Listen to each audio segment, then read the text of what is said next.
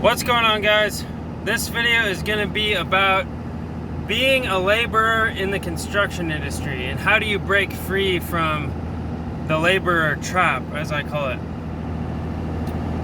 So, to give you guys kind of a background story, I started working full-time at 15 years old on a landscaping company in North Idaho.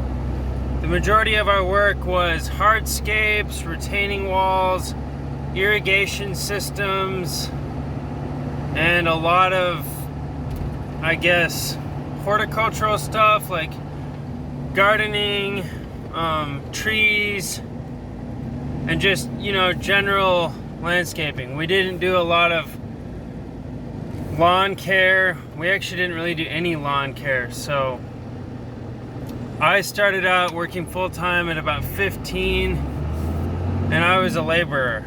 I just pretty much did what I was told to do. I showed up and worked my butt off. I didn't make very good money. I started out making just a little over minimum wage. And it really took me a long time to get out of the laborer trap, because at a certain point, even though you're working your butt off, at a certain point there's an aspect of complacency where you're just comfortable relying on others to tell you what to do, relying on others to provide the tools for you, relying on others to problem solve for you. And I just really want to make this video for anyone out there who finds themselves in a laborer position, particularly young men out there who see a future in the trades just like me, but need a little advice on how to step it up to the next level. Because personally, for me, it was not easy to get out of the laborer position. It took me basically 10 years of being a laborer, from about 15 to about age 24 or 25, somewhere in there. About 8, 9, 10 years, somewhere in there, I was a laborer. And I dug a lot of ditches, I used a shovel. I basically mastered the art of digging dirt. I dug a lot of holes. And this video is for you guys out there who are laborers. Maybe you just graduated high school. Maybe you're 18, 19, 20. You like working with your hands. You like working outside in the sun and the fresh air. You don't like offices. You don't like routine. Well, first of all, I want to say I'm glad you're in the trades. I'm glad anyone watching me, I'm very happy if you're in the trades. I'm very happy if you've chosen this path, because these days it's the path less traveled. And I always grew up with the thought that you couldn't make good money working with your hands, that you couldn't make money doing service jobs, you couldn't make good money being a general contractor. And I've been proven wrong time and time again. It is true that you can make a very good living in the trades.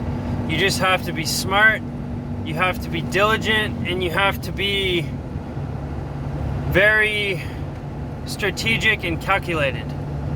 And you must be disciplined, obviously.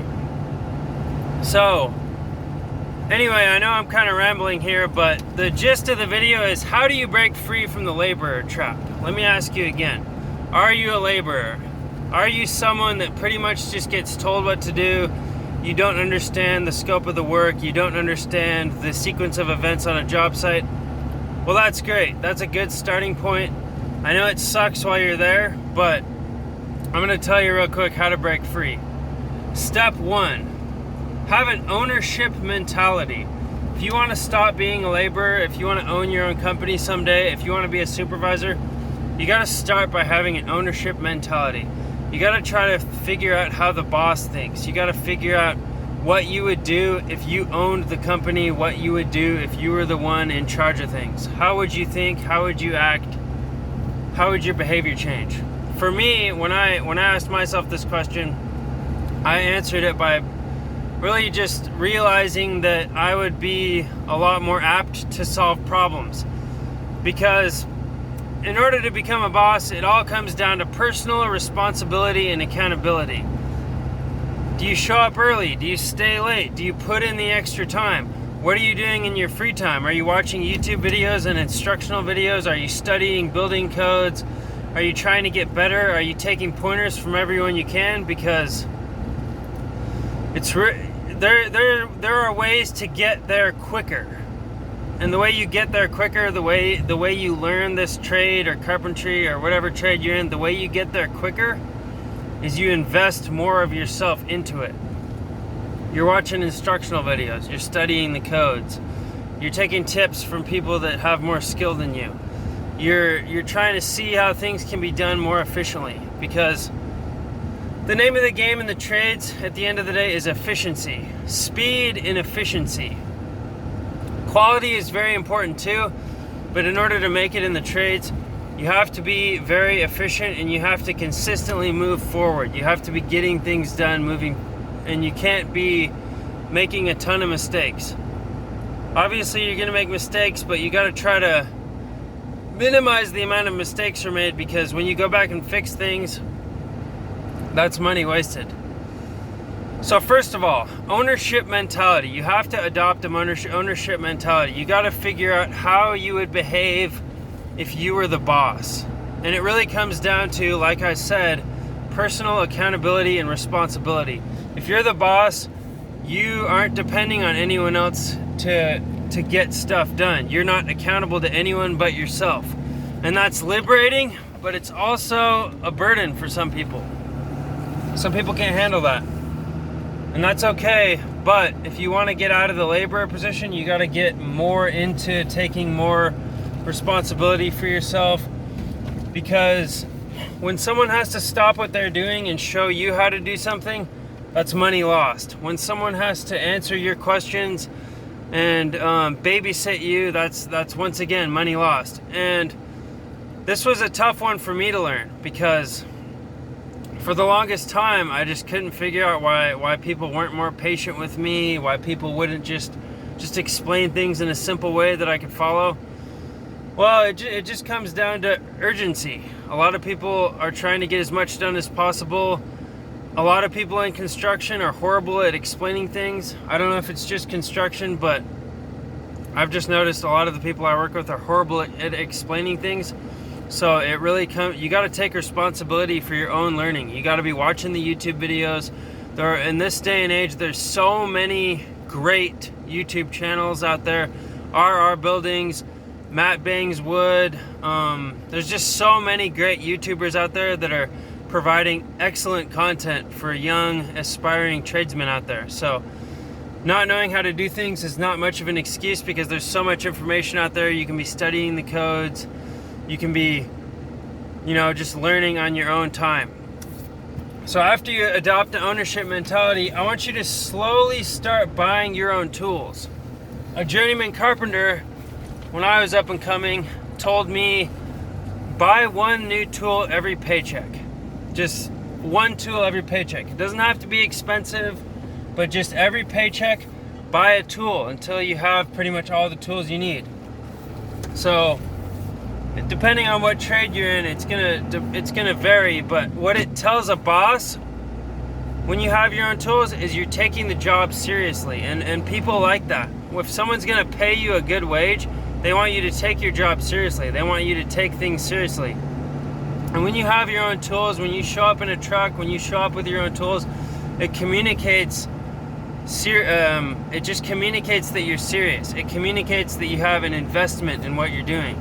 You're not just some random guy off the street. You're someone that's committed to getting work done, and that always looks good. So ownership mentality, get your own tools, try to figure out how the boss would think, and just start getting more involved with the sequence of events on a job site. Try to figure out, try to plan steps ahead. Try to be thinking ahead. Because if you're a laborer and you're kind of just fetching things for people, or you're making cuts or whatever, try to think about what they need next. Try to stay up on the ball. Try to be ahead of the game.